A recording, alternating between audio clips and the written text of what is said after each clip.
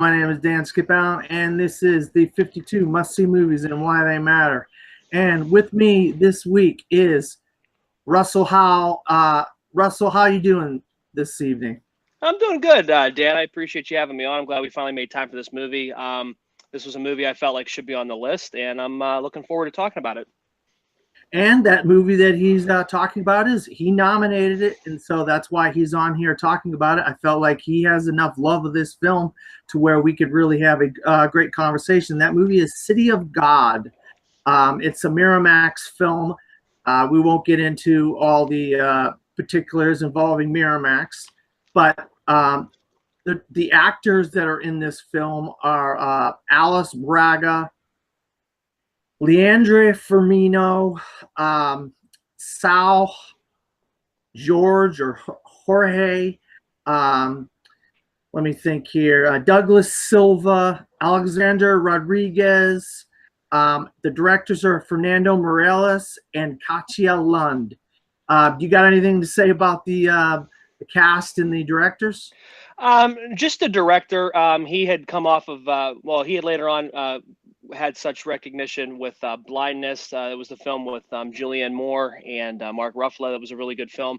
And then he ended up directing Rachel Weisz in The Constant Gardener, that ended up garnishing her a first-time Academy Award-winning actress award. So that was this just shows you the scope of this director. And I just thought that this film was something that I remember seeing back in 2002, and it just resonated with me, and it was something that always stuck around with me, just because it was such powerful storytelling and such powerful, cinematography in this film, and I just felt like this was an important movie to talk about. Yeah, and also I got Phillepe and Jonathan Haagensen. They're brothers, and they play different characters. I don't think they really play brothers in the movie, though. But I believe they're brothers in real life, and Phillepe plays a big name character in the movie, and we'll get to him as we talk about the story and so forth. And of course, this movie takes place in Rio de Janeiro, Brazil, in the slums known as the City of God, where they put the dregs of society, the homeless people, the people they don't want to be associated with in the beautiful city of Rio de Janeiro. Yeah, and it's funny you mentioned it's the City of God. There's really nothing there for people to better their lives, and that's why we see the life of crime, we see the life of stealing, we see the life of impoverished people like that, because there is no way to better yourself. And fortunately, we'll talk about later on in the film, we do meet somebody who ends up escaping the system and ends up making a name for themselves. Absolutely. And let's get into the story. The movie starts with knives on concrete. We have chickens, so obviously the knives are going to be used to kill the chickens. And the chickens end up getting away. And we got music, and we got men running after the chickens. This is the beginning of the movie, Russell. This just sets up the chaos that does ensue. I think it's kind of foreshadowing the chaos, the running around, the constant, running around with your chicken, like a chicken with your head cut off. It paints the foreshadowing what's to ensue, just the chaos that's going to happen here in Rio de Janeiro, in the City of God. So I think that's kind of foreshadowing what's going on. And then this scene here obviously later sets up the ending of the film. But to jump back to the beginning, though, yes. Yes. And the movie takes place, the beginning of the movie takes place in the 60s. And that's what's interesting about this film. It does jump ahead from decade to decade. And that's kind of neat, because you get to see the different types of the way the slum is, the City of God. It actually grows and changes from time to time, from decade to decade, with the characters. So that's kind of a interesting thing. So the story of the Tender Trio, Russell, the Tender Trio. This is how the movie. Go ahead. The Tender Trio is just a recognized group of thugs, pretty much. It's consisted of characters named Shaggy, Clipper, and Goose. And they pretty much make a name for themselves by robbing gas trucks. That's how they pretty much come to notoriety. And they are beloved kind of by the little kids that don't know any better. They're just revered as, all these guys are such, these guys are such influential people and they're doing such big things with their lives. But they're not realizing the full scope of exactly what is happening and what really these guys are doing, and the life that they're leaving. The life that they are leading is a very dangerous life. But yeah, the Tender Trio is those three guys. And we pretty much, this is when we first meet Little Dicey, or Little Dice. Pretty much he is Rocket's age in this time frame. He pretty much just envies the Tender Trio. He wants to be a part of them. So he comes up with an idea to rob a whorehouse hotel. So that's pretty much how he sets that up. Yeah, and you're getting a little bit ahead of me there. Okay. Yeah. So we got, like you said, they rob gas trucks. They rob car. Use the car as a getaway. Then they crash the truck into a bar/restaurant after they robbed the hotel. Yeah. Because that was Little Dice's idea. Well, I got ideas. He's like, I got ideas. You guys, you need to listen to me. And of course, and those guys are older kids, and older kids don't listen to little kids, but they end up listening to them when they rob the hotel. But they're, like you said, they normally just rob gas trucks and just kind of petty stuff, And little do they know that the police get called. This becomes a big ordeal. And they're hiding in the woods in a tree, except Little Dice, who's supposed to shoot the window, he shoots the window and he goes off on his own. But we're not gonna get into what Little Dice ends up doing just yet. We're gonna do a little bit of foreshadowing here, just like the film does, Russell. Yeah, so they pretty much hide out in the tree the rest of the night because it's heavy with police, and they don't want obviously to get arrested or have to deal with the police. So they hide up there all night pretty much. And the funny part was that scene. I might be thinking ahead here. When he drops down from the tree and he's walking back home, and then they end up trying to arrest this other kid. I might be thinking the wrong. Is that the right thing? Yeah. I just thought that was funny. He's walking and he's just like walking like with a swagger to him, and the police don't even come up to him. They're busy with the other kid behind him that's really not bothering anybody. Yeah, that was kind of funny. He has a limp, but he doesn't. He's like hiding his limp. Yeah. So he doesn't look suspicious, but they go right by him right after the other. Yeah, and it's just to show you there's so much going on. I don't even think the police know what's going on, because this is just such an awfully run area, slum area of Rio de Janeiro, and it's just amazing. The crime, they see it every day. So there's like if you're a breathing human being, you're a suspect. Oh yeah, and that just shows you just the scope of how bad things are in this area. And the thing I appreciate with Fernando Meirelles, the director, is it's the first person. It's like almost like a first person. They put you right into the slums. Like you feel like you're in there with the characters, and I think that's why it's more of a surreal movie, is because of that. It puts you in the driver's seat with these characters, and I think that's why it's such an important film. Yeah. We also have a snitch named Shorty. Now, Shorty tells the cops where these guys are, and they go through the woods and whatnot. But of course, our guys get away. But Shorty is still a major part of the story, because what's his name? Was it Shaggy? Ends up selling fish because his father gets upset with him, and he says, you know what, you're going to join the family business and you're going to start selling fish. But he's got an eye for Shorty's girlfriend or wife or whatever, and needless to say, he's got this thing going on and he likes her, and he wants to lay with her, and of course Shorty's having nothing of it. Am I getting that right? Yeah, from what I saw. And then I see that's where it's because of that I think Shaggy ends up getting shot and killed. by the cops because he's in that area with her. And I think he was going to go away with her. And remember, he's running after her in the car because he gets out of the car or whatever. And then he's running. And then the cops or whatever end up shooting at him. And he's running in the back areas of the houses and stuff like that. He ends up getting shot and killed by the police. I actually got the names of them wrong. See, this is why this movie is very... It's very elaborate, yes. It's Goose that lays with Shorty's wife, and it's Shaggy who has a girlfriend of his own, and that's what happens. They want to leave town. Yeah. And then when the car breaks down, he has to get out and push the car, and that's when the cops shoot him. But Goose is the one that lays with Shorty's wife. I want to make sure that I got that clear. And Goose is Rocket's brother. Yeah. So the audience understands that too. Yeah, Goose is Rocket's brother. We're going to talk more about Rocket later on. And this is why I'm telling you, this is a very confusing movie. If you haven't watched it, and even trying to talk about it can be very confusing. So it took multiple watches for me to make sure that I had my mind straight, and I still got some of the things wrong. I compare this film to like a spider web. Everybody's interwoven in an intricate part, and everybody plays a part in this big spider web. And it's hard to, kind of recognize the difference of the characters, because some of these characters you just see for a small fraction of time. Other characters play bigger roles, like Rocket and Little Dice, and obviously guys like that.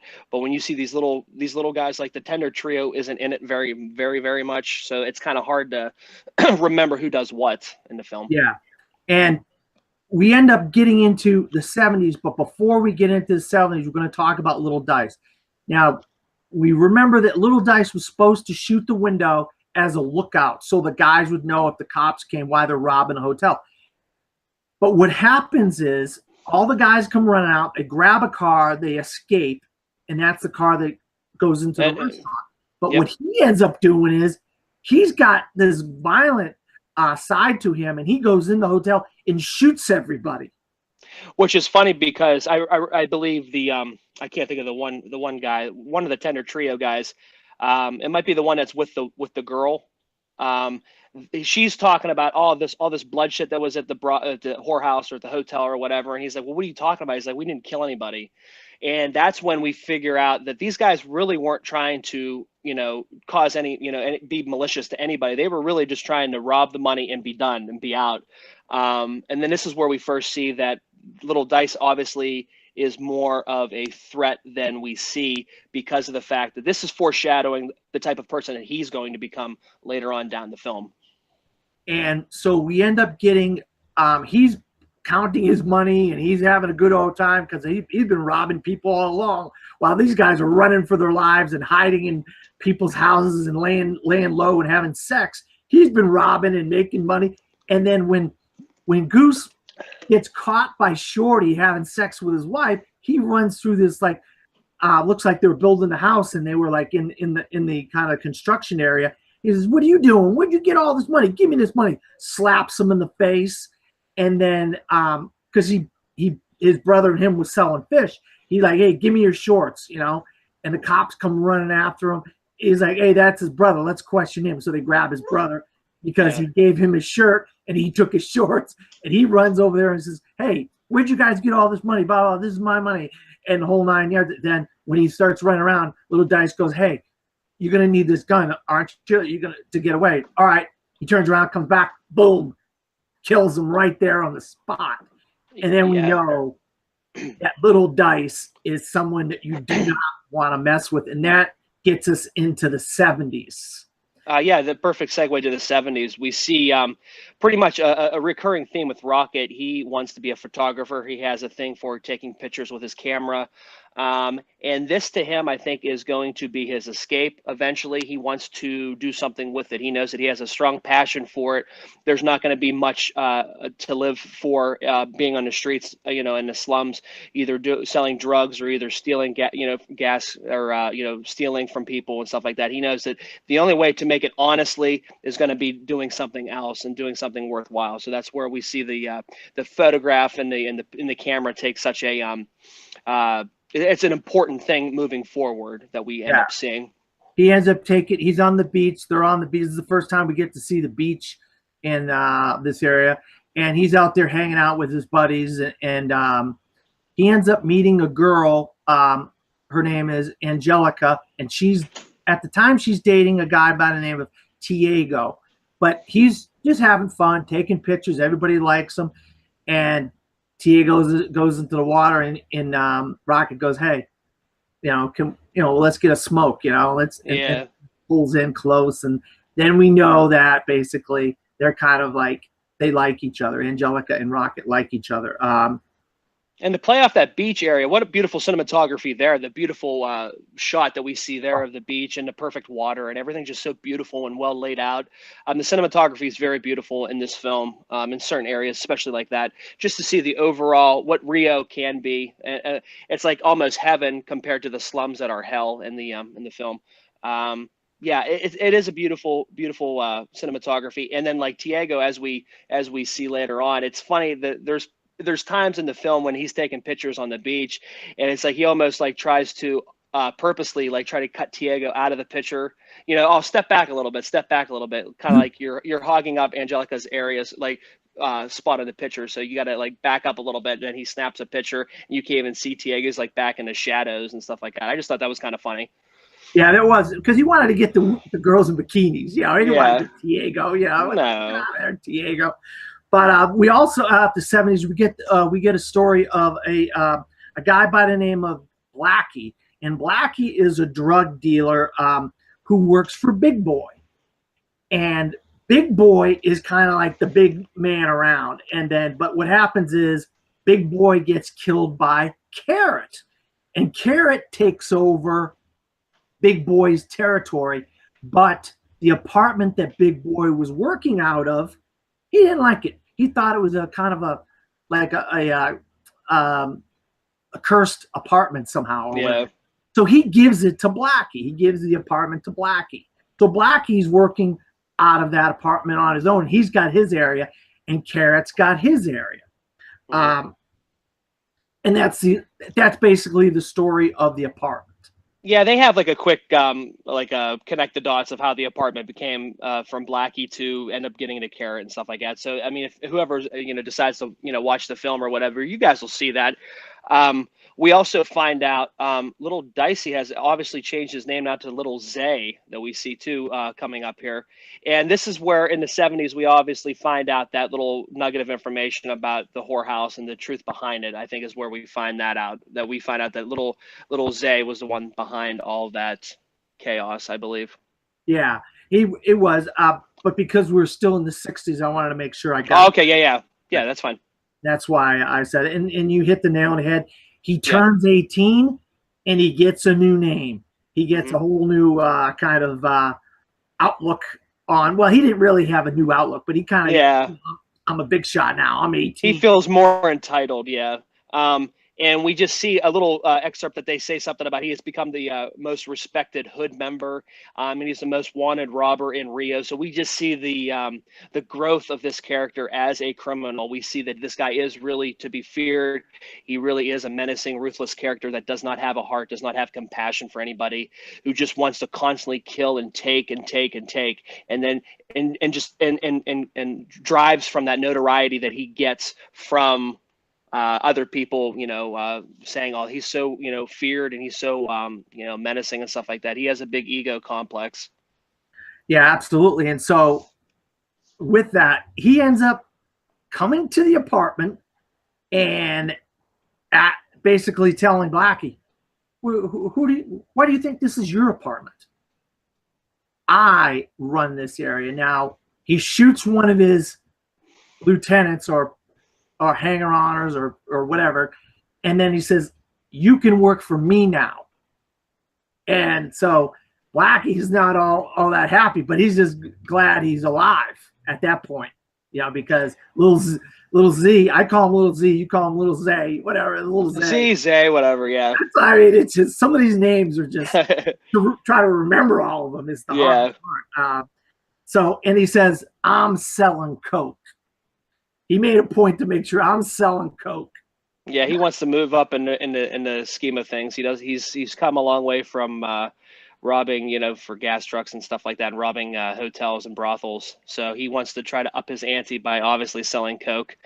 So yeah, this is just a pretty much a shot at what type of character this guy is. I mean, we see this, and we'll see the maturation of this, or the lack of maturation of this character, but we see the type of ruthlessness that this character really does possess, and just how it would be better off without this character in Rio.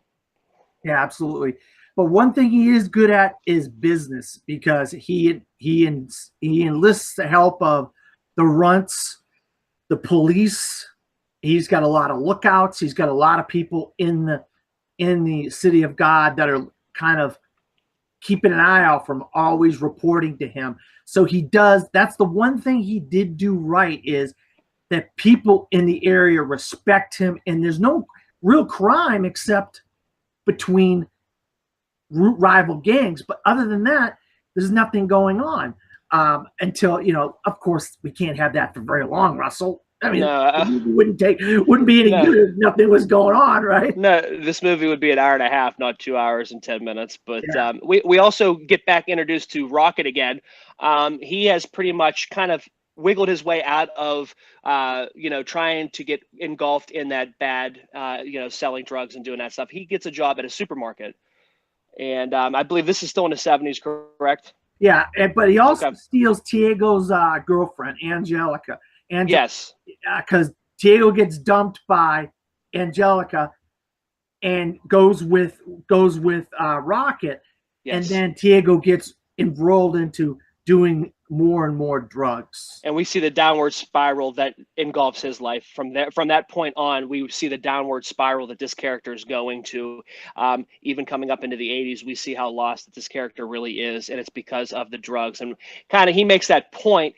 I don't know if it's in the 70s or the 80s, but it's just a point that he makes about, like, oh yeah, something about not being around, like the little Zay wasn't around or whatever, and he's like, yeah, that's what these drug dealers do. They get us hooked, and then they you know, they have the power pretty much not to be around or whatever. And it's these guys that are like fiending, like Tiago ends up doing, and just kind of like ruins his life with the choices that he makes. Absolutely. But we are introduced to a character we saw as a child in the 60s, but now he's a teenager in the 70s, and he's little Zay's right-hand man, and his name is Benny. And Benny decides, you know, I want to get a new look. I want to look different. I don't want to look the same way I looked before. So when Tiego's trying to sell stuff to make money to buy drugs, he kind of enlists Tiago to help him change his look. Get his some wardrobe, clothes, a new haircut. Benny's got a whole new outlook on life. He doesn't look anything like he did. He's now known as a player. Yeah, and it's funny because he takes advice from Tiago, which is probably the last person you would end up taking advice from. But yeah, he has all this wads of money that he just throws Benny's way to help him pretty much just change his look, change his game up a little bit, I guess, to feel more important, to feel like a thug. And yeah, it's kind of crazy that he enlists Tiego's help, because he's like the last person. He's like the furthest thing from a thug, pretty much. And yeah, but Benny just wants to try to get in the game somehow. He idolizes little Zay or whatever, and just kind of wants to have that lavish lifestyle that little Z does too. So absolutely. But this is where we get into this whole thing where the mind of little Z, he doesn't just want what he already has. He wants to take over the other territories. Yeah. And he's already got Blackie working for him. But so the only person left is Carrot. And he said he has his right-hand man, the person he can trust the most, Benny, to go kill Carrot. And of course, Benny doesn't want to kill Carrot because he knows Carrot. Yeah. And he knows Carrot's a good guy. And there's no need for a gang war between the two gangs. But you can't talk to little Z because he's doing so much coke. Yeah, and that's the thing it's kind of unfortunate because he can't rationalize what's going on. Like Benny just wants to be a peacemaker and be like, okay, first off, you guys can coexist in the same world. It doesn't matter. It's not like Carrot's trying to take anything from Little Z. He's pretty much letting Little Z run his little territories and do whatever, whatever he wants. And Carrot has his small little, section that he does his thing with. And they don't interact with each other.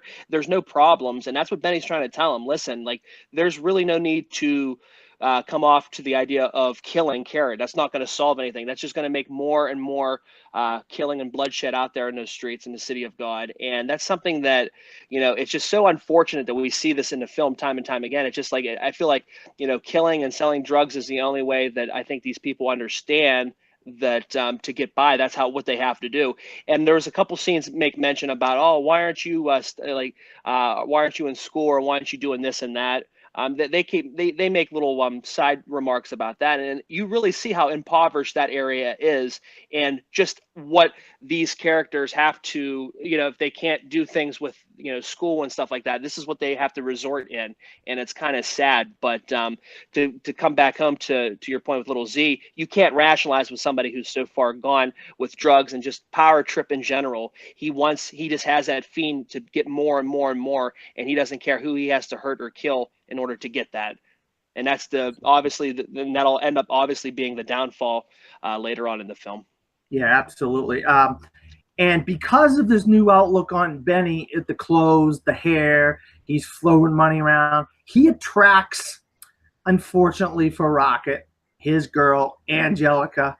She's going to dance with him at a party. And basically Rocket, you see Rocket walking on the beach alone. He realizes, damn it, I lost my girl. I lost my girl to Benny. And Benny's guy's not like it's Little Z or anything. It's no. Nice. It was nothing malicious. I think Angelica or whatever, Angeline or whatever, was just in that phase where she just didn't know what she wanted, and I think she just kind of went with the next big thing, or the next popular person that she thought was important, and I think that's how she really moved up like that. But also just to make mention before that, because the party you're talking about is the going away party, Benny's going away party, I believe. Oh, that's right.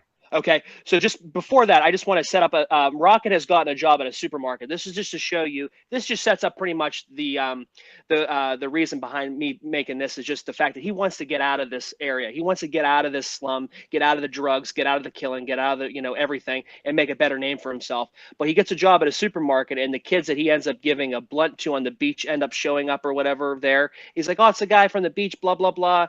Well, the manager ends up firing him because he thinks that he's part of a gang and he doesn't really want to be associated with that at the supermarket. So that's where he fires Rocket's character, and then that sets up the Benny's going away party. So that's I just wanted to jump back at that real fast. No, absolutely.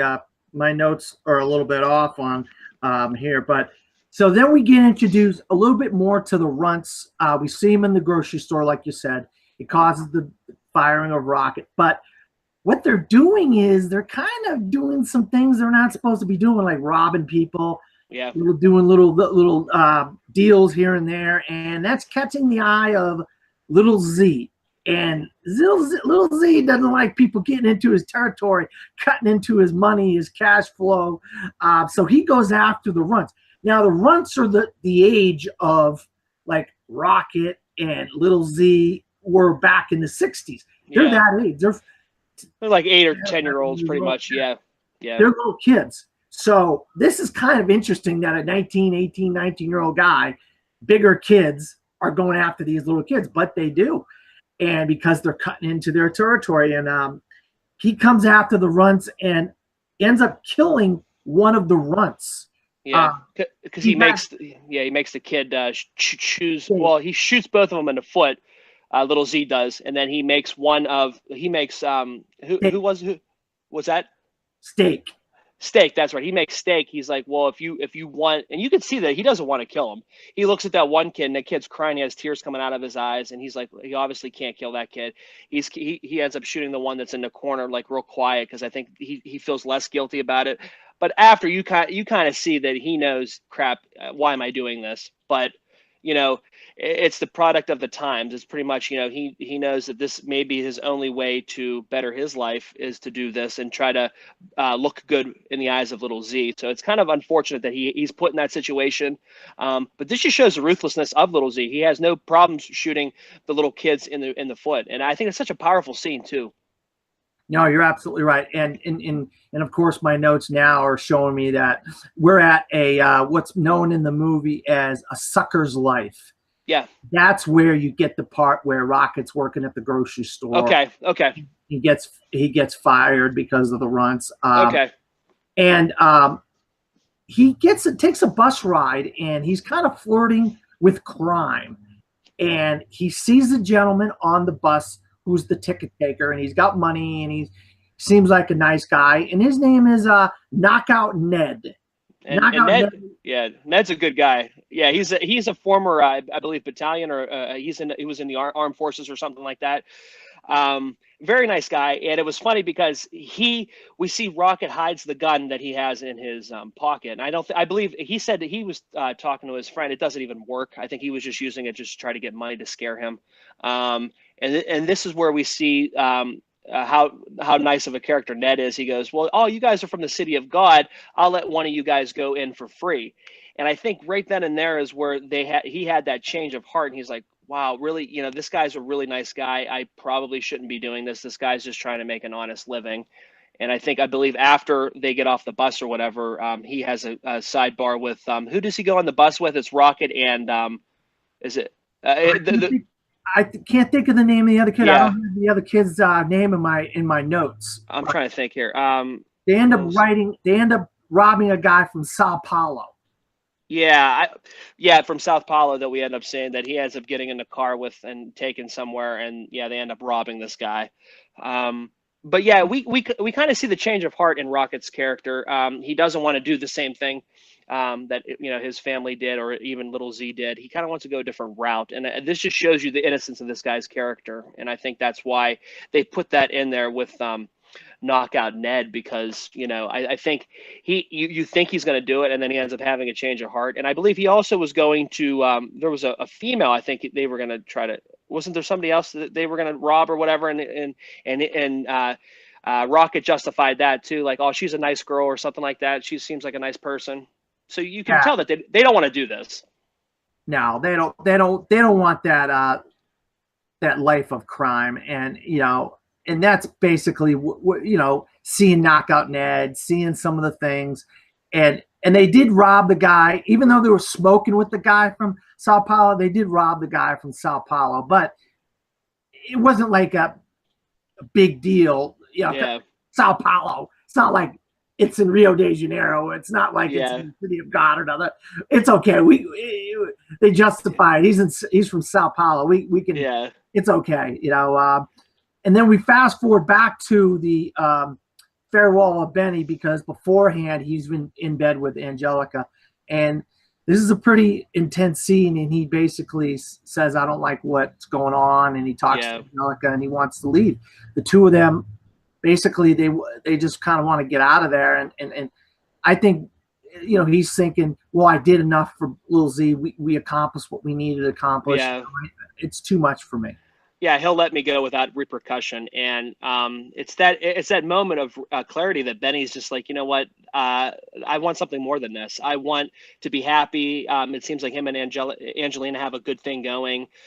He just wants to, get out of that, separate himself from that life. And then he tells little Z that, he said, I think, I want out. We're friends. This isn't for me anymore. I have a girl now.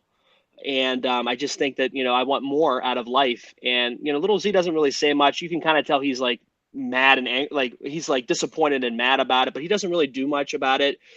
But we end up finding out that Benny ends up getting killed at that party. Is it kind of where you want to segue into? Oh, yeah, absolutely. Okay. First, what we're going to do is what's his name? Lil Z's standing around, everybody having a good old time. Benny's friends with everybody, rubbing elbows. They're dancing.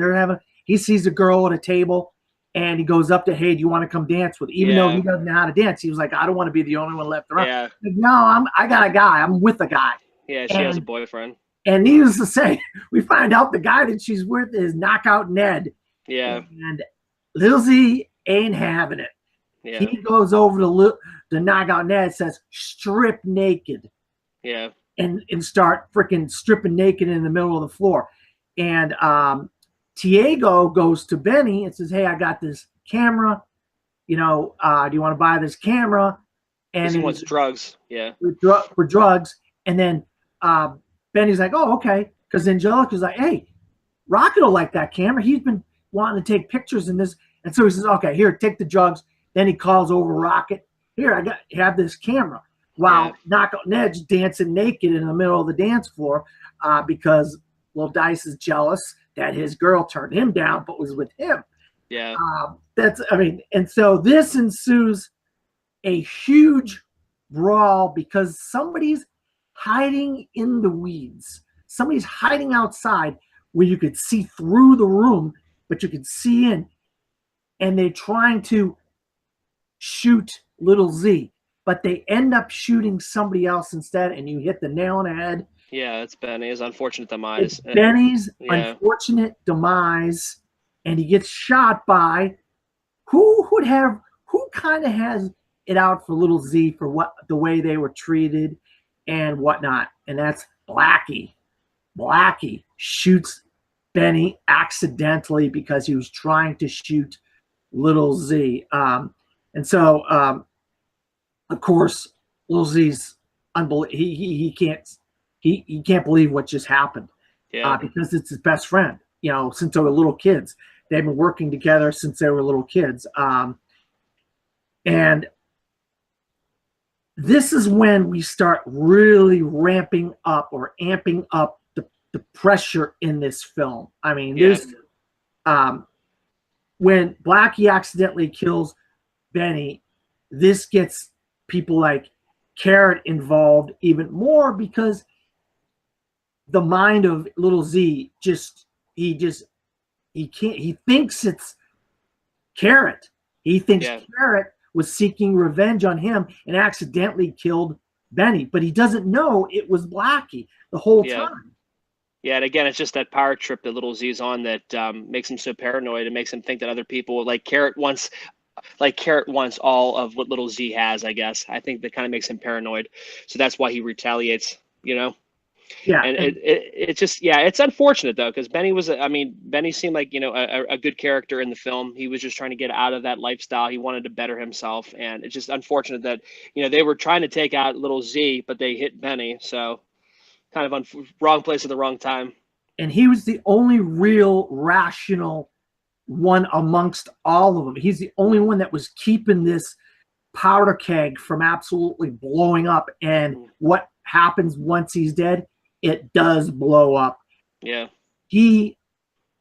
Little Z ends up going after Knockout Ned. Knockout Ned. He goes back. Knockout Ned goes back to his house to hide out, I believe, because there's a run-in where I think Little Z shoots Ned, but doesn't kill him. And then he ends up going back to his house or wherever. And that's where Gerson, I believe that's Ned's brother, and they're outside of his house. They're you know, calling him, hey, faggot, come out or whatever, blah, blah, blah, this and that. Because you see the thing where Little Z's like, I should have killed him. And they're all calling him out, wanting him to come out. And the family's kind of like pulling him back. Listen, you don't need to get involved in this. And his younger brother, Garrison, comes out and says, you know what, I'm going to try to stick up for my brother. Tries to rationalize with Little Z, tries to talk to him a little bit. And then we see the thing where he comes out real fast and like an idiot stabs him in the arm instead of like the neck or something like that would have killed Little Z, which drives me nuts. Ends up stabbing him in the arm, and then a cloud of bullets end up shooting Gerson dead, and we pretty much just have like a deep cut on Little Z's arm. But you had a shot to take him out right there. Almost kind of reminded me of Valkyrie and attempting to kill Hitler. You have a shot to kill this guy in higher power, and you miss it. And an inopportune time. They weren't expecting it. You could have easily killed this guy, but Garrison was just trying to defend his brother. Ends up stabbing Little Z in the arm. And this is where we get Knockout Ned. Finally, he's kind of at his wit's end. He can't stand anymore. he enlists the help of Carrot. Carrot gives him a gun to go after Little Z, and he ends up chasing Little Z and his gang down, and while they're running, like Tuba is like yelling at Little Z. He's like blah blah blah blah blah, yelling all this stuff, and Little Z turns around and just shoots Tuba after friggin' Knockout Ned's coming after him. It's just like it just starts getting crazy now. Yeah, things could start like how you said. It's that suffocating feeling, like it's coming to the bottle head of the drink. You know, it's getting tighter and tighter now. Things are getting a lot more. There's a lot more at stake now for these characters, and we see like the sense of panic in some of these characters and their choices that they end up making. Yeah, and of course, now Knockout Ned has no other option. He has to join Carrot's gang, and of course, they are just planning on going after Little Z's gang, and Little Z's gang is planning on going after Carrot's gang. And so you see these montages of all these people. Hey, Little Z's guy raped my sister.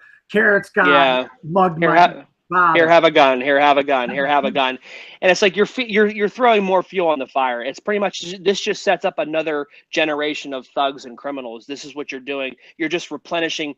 The people that end up getting killed are just getting replenished by the younger kids that are coming into it. And that's just like the never-ending cycle, that this vicious cycle in the city of God is just kind of spewing out constantly. And it's unfortunate. But like how you said, Ned has no choice. He has to join somebody of power. Carrot is the only one other than Little Z at the time that is of power. So he pretty much says, listen, I'll join you, but I don't want to kill anybody. I want revenge on my brother, and that's that.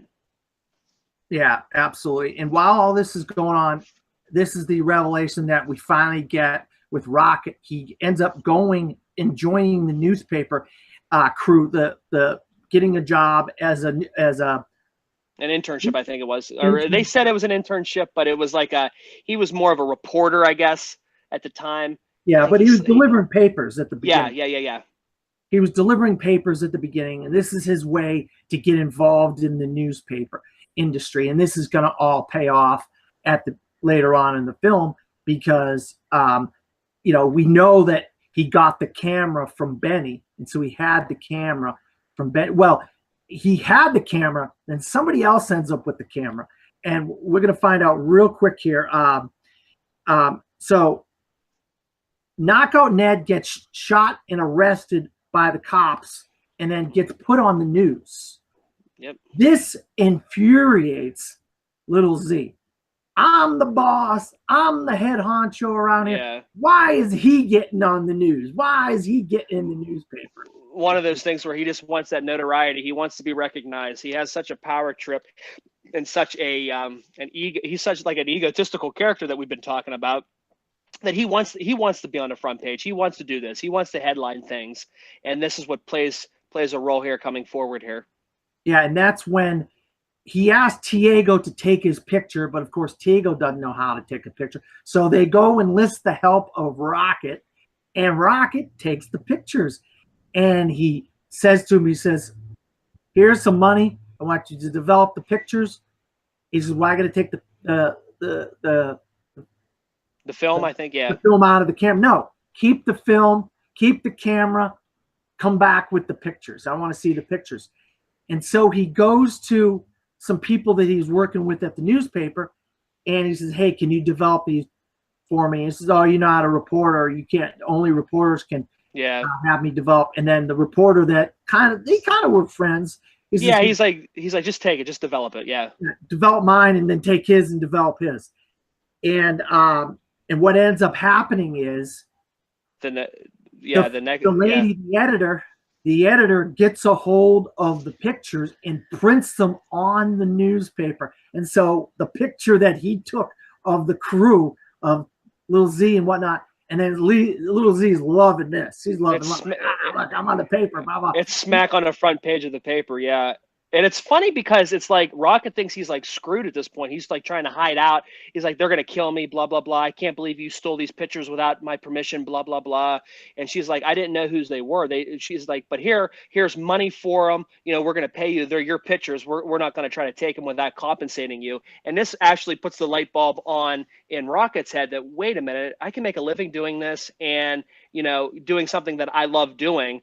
And he's somebody that has access to this world that he can photograph, almost kind of like how, you know, Superman and Clark Kent, he can kind of, you know, do that because he's there at the same time. And it's funny that little Z, I think it's like one of the most selfless things he ends up doing, kind of, not really, is giving Rocket the camera, because the camera was as Rocket's key to freedom, pretty much the key to bettering his life.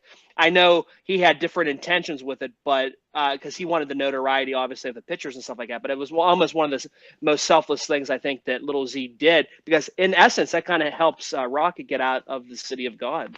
Absolutely, it really does, and it gets him in with the editor, and he's like, I can't go back home now that I've taken these pictures. That they'll kill me.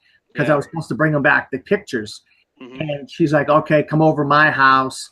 And he ends up going over to the editor's house. She's like, well, I only got one bed, so you got to sleep in my bed with me. And needless to say, something has been an ongoing thing from the beginning of the movie. Yeah. He's been wanting to break his virginity. And of all people, he ends up breaking his virginity. Yeah. The editor of the newspaper. It's like, all people, you know. He's a kid still. He's not that old. Yeah, I mean, it's funny. I mean, I guess because, you know, you thought as Angelina, he was the one that he had wanted to, you know, be with and, you know, sleep with and stuff like that. And he doesn't end up, you know, that ends up never coming to fruition. So yeah, fast forward, you know, decades later, and then it's the editor that he ends up sleeping with. Kind of funny, but yeah. And then we get Knockout Ned's in the hospital. The guard that's supposed to be guarding Knockout Ned is having sex with the nurse. And so Karen comes in and gets Knockout. They escape, rescues Knockout Ned from the hospital. And this is when things really start getting serious, because they enlist the help of Uncle Sam. I don't know why they call him Uncle Sam, but his name is Uncle Sam, and he's got access to all these guns. I think he's a police officer or a police detective, from what I've gathered in the film. Yeah, and he's got all these guns from Russia, from here, from there, Israel. Yeah. I mean, where all these different things are going on in the world, they have guns and stuff. And so this is when things really start to ramp up. Yeah, and this leads to the obviously the climatic finish of the film. But it's also go ahead. We were gonna say. This goes back to the beginning of the film. I was just going to say that. That's why it's so important in the beginning of the film when you see Rocket with the camera. It's funny that you get that story, what's leading up to it, and you see pretty much little Z's like, oh, you know, get the chicken or whatever, get the chicken, because they're trying to chase this chicken to kill it. And that's where the police police end up coming out behind, because like Rocket's lit. And it's funny because this is like a metaphor for, or not a metaphor, but it's just kind of like, it's the symbolism of the film.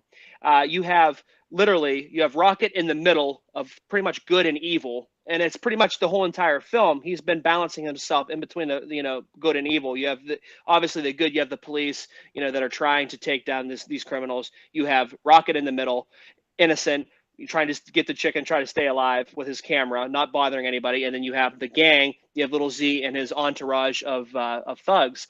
And it's just kind of like not like a metaphor, but kind of like just a symbolism of the whole entire film, pretty much. He's constantly on the fence of good and evil. And this kind of really comes to a head here. And I love the beginning of that film. I love how it's just such a powerful image with him in the camera, and then they bring it back home at the end. And I love how they tie this film together. And that's when the all-out gang war starts, and everybody's coming after each other. The cops are coming after them. The Carrot's coming after them. People start getting shot because he's going to take a picture of them all standing there with their guns and stuff. And then guys start getting shot, and people start getting shot. And something we didn't talk about much, but I'm going to just bring up just briefly here, is when Knockout Ned joins Carrot's crew, they do a robbery,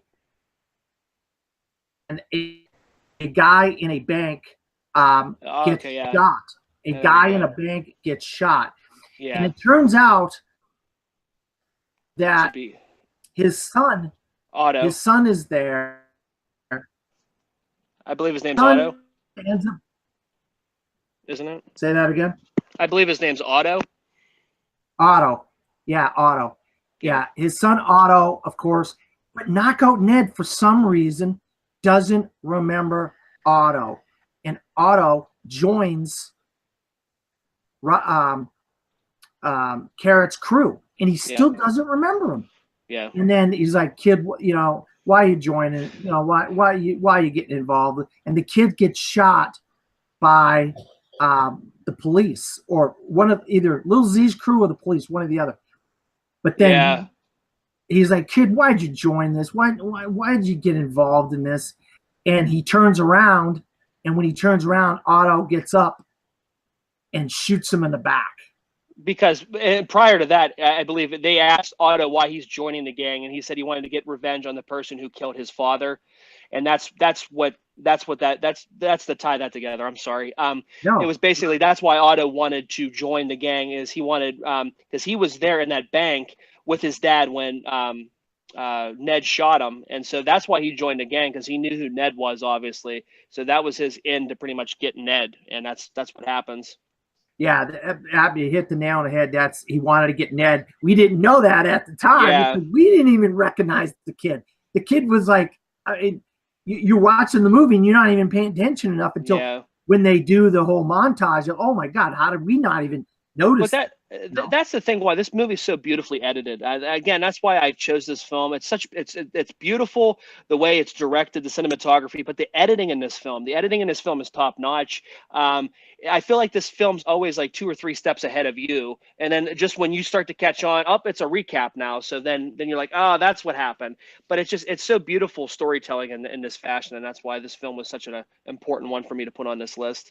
And so the cops basically capture people. Some people die, but the cops capture Carrot and Little Z, and they're in the paddy wagon. And of course, going back to the beginning of the film where he was buying the runts, buying lookouts, buying people, buying the police. The police take him out, Little Z out of the paddy wagon, and keep Carrot in there. Carrot's like, yeah, figures. And so we go around the corner, and they go on a side street, an alley, and they start, okay, so this is what do you got for us? And he's, he has a box, and he's got money in it. He's got some watches. He's got some stuff. And he says, and the cops go, okay, release him. Here, take this box, fill it back up. Well, meanwhile, Rocket's actually watching all this unfold, and he's snapping like some great pictures. So we kind of see, this is where we kind of see, obviously, the power that is Little Z. That he has the cops in his back pocket. He's pretty much, obviously the cops want him to fill the thing back up. Now Little Z's broke. He has nothing to his name now. And this is where we see Rocket taking the pictures, kind of like, and these are powerful pictures because, it's showing that the cops are working together with Little Z, and it just shows the very intimate photos that, other people obviously wouldn't see.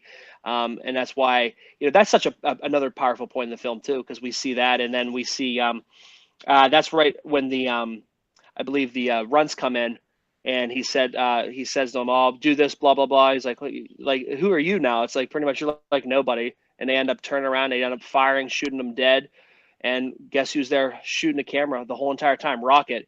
Goes over to the body, ends up, obviously the runts end up running away or whatever, and you can see his feet hanging out of the alley, but then you see Rocket's character come up, and he snaps some, excellent photographs of the dead body of Little Z. And it just, like how everything ties together in this film, I really, really appreciate. It's such great storytelling, great filmmaking. Yeah, you hit the nail on the head. It really, and the runts get revenge. Once again, we go back, we play backwards because he needs the runts to help him because he needs to build up his army to go up against Carrot. So he gives the runts guns, and the guns that he gives the runts, they don't forget that he killed their friend earlier in the film. And so those same guns that Little Z gives to the runts, they use to kill him. and they get revenge. And now they're the big shots. Even though they're the runs, they're still they think they're big shots, you know. And they're planning their different jobs, talking their different. And again, this just shows you the slums and the life in the city of God. It's constant, constant chaos, constant killing and drugs and all that other stuff. And we just see another generation of criminals there. We just see, and basically what I kind of leave with at the end of the film is this is going to happen all over again. It's something not like that same storyline, but all this is just going to interweave another story, and people are going to get killed, and it's just it's just going to be mindless killing over nothing, and it's unfortunate. And if it wasn't for our friend Rocket, who gets an internship with the newspaper, none of this would have been documented. No. None of this would have been turned into a movie, and none of this would have been dictated to people like us from America. Yeah. We didn't know any of this was going on. We weren't paying attention to South American newspapers or South American gangs in Rio de Janeiro. And that's the beauty of this film is, and that's what's the beauty of film in general. You get to see stories like this that you normally would not get to see. Thank God Rocket was there. Yeah. And really that ended up, the camera ended up saving his life, got him out of the slums, got him out of being a casualty. For that, he told a story that might otherwise not have been told had it not been for the camera. So the camera was, a very important part of this film. Absolutely. And it was the eyes. It was really the eyes of everybody looking at the movie in a lot of ways. It was kind of like the eyes of the movie, of the film in a lot of ways. But one of the questions, this is a series of shows that I do. It's based on the book by Robert Osborne, and I did season 1, all the movies that were in the book in season 1, the 52 must-see movies and why they matter. And in season 2, we're going off the book, and I enlisted help from you and some others to nominate films that you felt were essential. And the big question with the 52 must-see movies and why they matter is that they are essential films. And so the question I ask is, what is so essential about City of God, in your opinion, Russell? I feel like this is a story that really hasn't been told. I mean, you're going into the slums with these characters. You're seeing the life they live, the life of crime they're living. And this is an important story. It's important to know because it's out there. There's crime continually out there. And to see generation after generation, coming about and doing crime again, it's just the vicious cycle continues. And this film's powerful. It tells that. And it does show a story of triumph of one character, Rocket, overcoming all the odds of he could have joined the gang, could have been killed, could have done this, but instead it's the power of the camera. It was the power of the camera that saves his life. And I think this movie is just so important because it does tell this story that otherwise I don't think we would know about. And the way that Fernando Meirelles directs this film, it's beautiful. And the cinematography, like I said, in certain scenes, it's beautiful. You feel like you're there in the slums. You feel like you're there on the beach with them. You're in first person the whole entire time. And you're on this roller coaster ride through 3 decades of, 60s and the 70s and up to the 80s. And it's just an important film to me. I think it's, beautifully shot. Love the editing in this film because it's edited perfectly. Like this is how you edit a film. Everything just flows together. Nothing feels rushed. Everything feels earned in this film. And it's raw. It's real. That's why I chose it. It was a movie that I saw back in 2002 when it came out. And it just stuck with me. It was one of those films I was like, yep, this is going to stick with me. And I never knew, and I told you at the beginning of this, I was shocked to see that IMDb, because they rate movies that, Avengers will be in the top 10 or whatever, you know what I mean? But this was 21 and I was shocked because I really have a lot of love for this film and I'm glad other people do too. And, and to me, that's why this is important. It's a different film. It's not your cookie cutter type movie. It's different. It's outside the box and it's not afraid to take chances. And the movie's very raw. It shows you this is what's going on in real life. This happens every single day. And I think it's an eye-opening experience, kind of what like Saving Private Ryan or other war films were to eye-opening experiences. They do this one in the slums with talking about drugs and just the ghetto and how rough life can be there and how there are really no other escapes sometimes, and it's scary. It's unfortunate, but that's why this film's so important. Now you hit the nail on the head. It really is an eye-opening look at the world of Rio de Janeiro and the slums and the poverty. And this is just one country and one city. You know, it's happening in like Czechoslovakia. It's happening in Belfast, Northern Ireland. It's happening in so many different. It's happening in places like Syria and all over the world. And in all of this decades and the years that have gone by over. And how these kind of wars and how these kinds of things happen. And it's incredible how the planet is so different in so many of these places, but yet so similar, and the things that people take into their own hands and create crime and create war, and whether it's in this country or that country or whatever country, the people resort to the same things a lot of them. And it's always it's the same type of setting too. It's like a bad childhood, bad background or something like that. Feel impoverished and stuff like that. Feel there's no other way to get out to better your life. Let's go ahead and do this crime. And other people see it and they mirror it. And that's what spawns another generation of criminals. And it's the same thing that goes on and on and on. It's a vicious cycle. It's a vicious carousel that it's unfortunate that it constantly continues, and it's going to constantly continue because people, other people feel like there's no other way out. This is the only way to achieve what we really want, to achieve their not so much their American dream, but to, their better life for themselves or whatever. They feel like doing this is the only way that they're going to get to where they need to go, and it's unfortunate.